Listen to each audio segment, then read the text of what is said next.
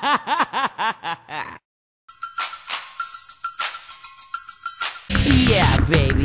Kick on, shoot, jump on the job. Now listen to the jam master as he starts to rock. His name is Jay, and he's on his way to be the best DJ in the US of A. What's up, YouTube? It's Classic 1333 coming to you live today, and I've got a treat for you. I've got a special guest host today that's going to help me rank the matches we had on Raw tonight. Go ahead and introduce yourself. Why, thank you very much, Classic 1987. And remember, after you help me with this, I'll give you a cracker. Okay. Okay, Cookie. My bad. So we start the show off with a Star-Spangled Banner, seeing as how yesterday was President's Day, and I can understand that. The girl that's saying it was actually not that bad. So, yeah, not a bad way to start off the show with President's Day.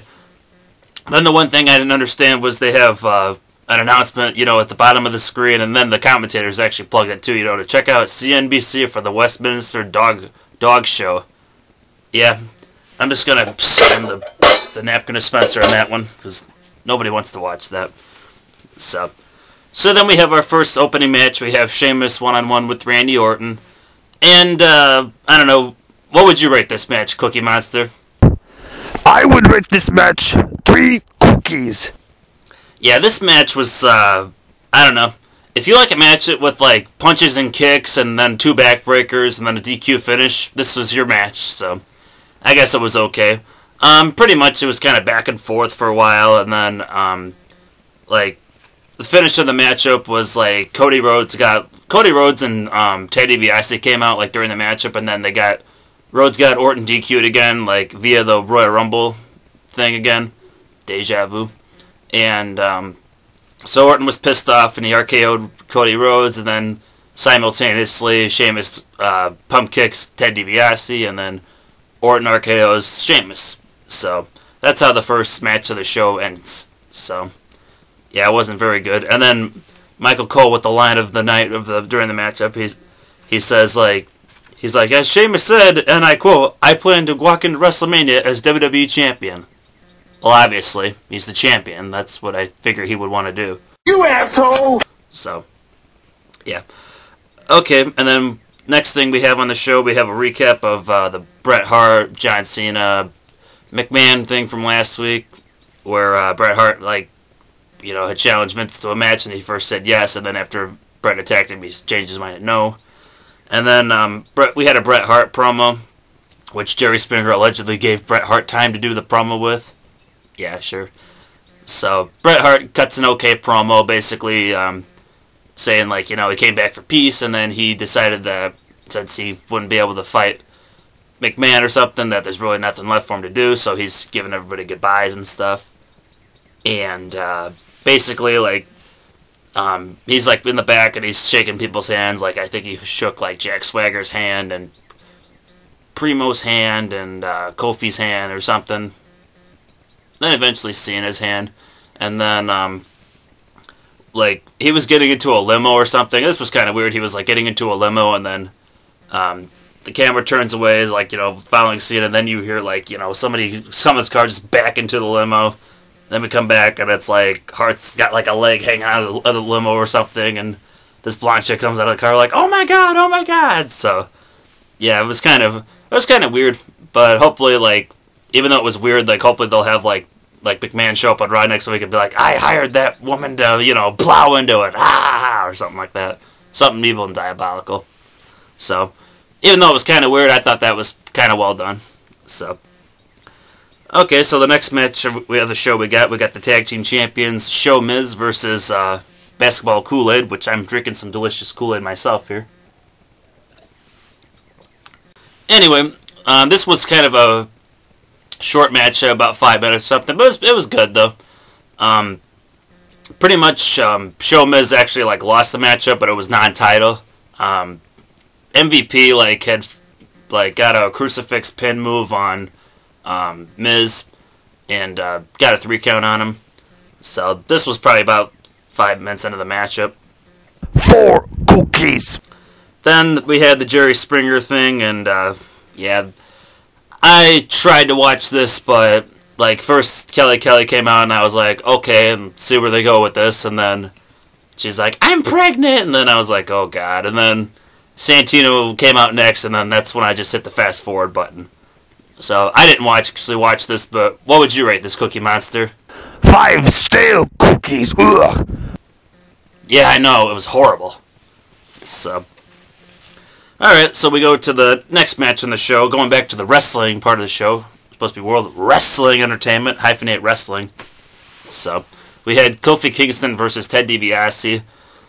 This match was short, but, like, storytelling-wise, you could kind of see why, because DiBiase was selling his pump kick from Sheamus earlier in the show, and Kofi pretty much dominated, like, the whole matchup.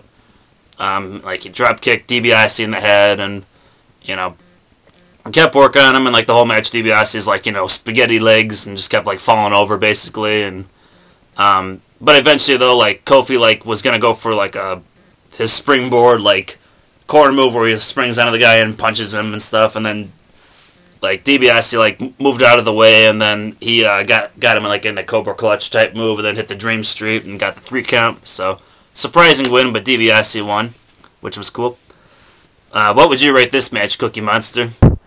I would rate this match 3 cookies. Yeah, it was about average, but it's probably one of the better matches on the show.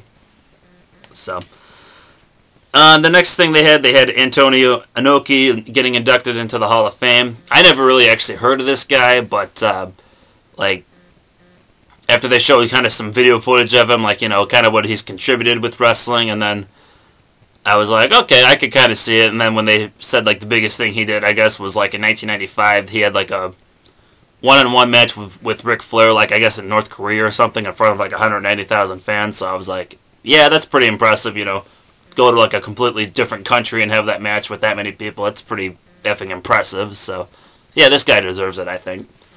So, they sold me on him. And then they show a recap of the Bret Hart injury from earlier, just for those of you that were tuning in, which most of us probably weren't. They show an Elimination Chamber promo, which was actually, like, was pretty well done. They even had a couple clips of RVD in there. Mr. Monday Night. Next thing we had on the show was, we had, like, a John Cena promo where he basically, like, was challenging Batista to come out, and then Batista appears live via satellite. Before they started the promo, they showed the same footage of Batista attacking Bret Hart again. You know, it's like they act like we have like a 5-second memory or something. And, I don't know, basically, I don't know, this was kind of a pretty crappy promo, I thought. They were just kind of like, you know, Batista kept like challenging Cena kept challenging Batista while he was smiling or something, and then kept saying, like, he's like, I'm gonna knock that smile off your face or something. Or I think he said something about, like, he needed to do like, dental work to knock it off or something. You know, technically, he could have just kind of severed the facial nerve, cranial nerve 7, but who's counting, right? So, and then my question with the promo was, how come, like, Batista or the commentators, like, they didn't bring up, you know, like, what, like, that Batista had, like, actually, like, injured John Cena, like, in a SummerSlam match, like, you know, a few years ago. Even though technically he didn't get injured, but they sold it like he did get injured by Batista. I don't get why they didn't bring that up, like, in the promo at all, you know? So, I don't know. Then we have our main event, which was John Cena versus Triple H. This matchup was good for the most part. I don't know, I felt like it was kind of short because they like had like about a minute of it, and then it was a commercial break, and then they had some more of it, which was good, and then it gets cut short because of a DQ finish by Sheamus. Although they technically would throw the match out, but technically if the wrestler hits one wrestler, then it should be a DQ, theoretically. So Sheamus, like, came out and he pump-kicked Triple H, and then he pump-kicked Cena, and then he hit a border toss on Triple H, and then, you know, ended the show with him standing tall and mighty. So, I know his finishing move is called the Celtic Cross, but I'm sorry, Finlay has the Celtic Cross. That's the name of his finishing move. Come up with a different name, WWE. That was a Raw review. It was kind of a very lackluster show, and, you know, not even my delicious Kool-Aid could help me out. A circle-shaped cookie, a square-shaped cookie, see?